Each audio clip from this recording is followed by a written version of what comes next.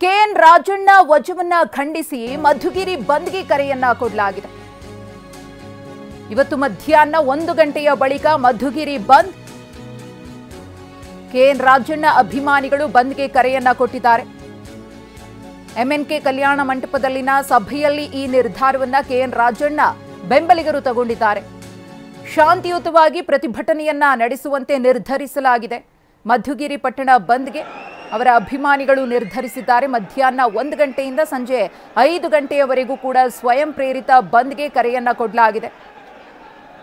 Bank ಆಸ್ಪತ್ರೆಯನ್ನ ಹೊರತುಪಡಿಸಿ ಉಳಿದೆಲ್ಲ ಚಟುವಟಿಕೆಗಳು ಕೂಡ ಬಂದ್ ಆಗಬೇಕು ಅಂತ ರಾಜಣ್ಣ ಅಭಿಮಾನಿಗಳು ಮತ್ತು ಬೆಂಬಲಿಗರು ಕರೆಯನ್ನ ಕೊಟ್ಟಿರುವುದು.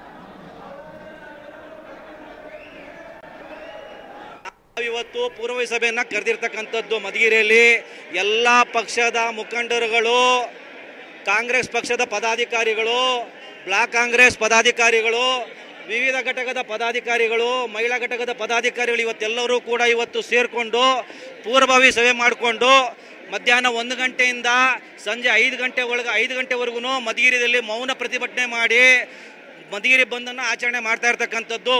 ಅದೇ ರೀತಿ ನಾಳೆ ಬೆಳಿಗ್ಗೆ ನಾವು ತುಮಕೂರಲ್ಲಿ ನಗರಸಭೆ ಸರ್ಕಲ್ನಲ್ಲೂ ಕೂಡ ಬೃಹತ್ ಪ್ರಮಾಣದಲ್ಲಿ ಒಂದು ಪ್ರತಿಭಟನೆ ಮಾಡಿ ಕೆಪಿಸಿಸಿಗೂ ಮಾಹಿತಿ ಹೋಗಬೇಕು, ಎಐಸಿಸಿಗೂ ಮಾಹಿತಿ ಹೋಗಬೇಕು.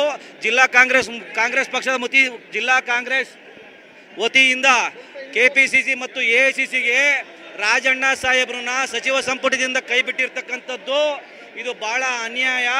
ಅವರು ಏನು ಘೋರ ಅಪರಾಧ ಮಾಡಿಲ್ಲ, ಯಾವುದೇ ರೀತಿಯ ಭ್ರಷ್ಟಾಚಾರ ಮಾಡಿಲ್ಲ, ಯಾವುದೇ ರೀತಿಯ ಅನಾಚಾರ ಮಾಡಿಲ್ಲ.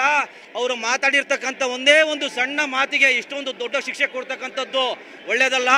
ಬಹಳ